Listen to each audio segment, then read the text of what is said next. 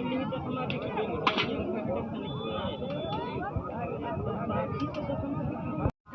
नमस्कार दोस्तों, मैं आज आप लोगों को अपने गांव की बाज़ार दिखाऊंगा। तो मैं पहुंच चुका हूं बाज़ार को और आप लोगों को मैं अपने यहाँ की फेमस चाट दिखाऊंगा जिसको बोलते हैं पतेला चाट। चलो चलते हैं, आप लोगों को दिखाते हैं।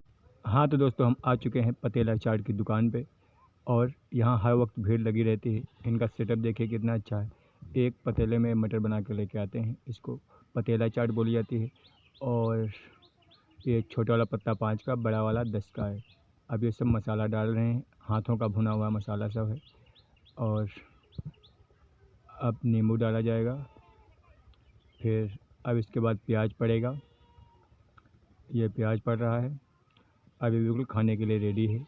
ये हलीम नगर बाज़ार की मशहूर चाट है, पतेला चाट।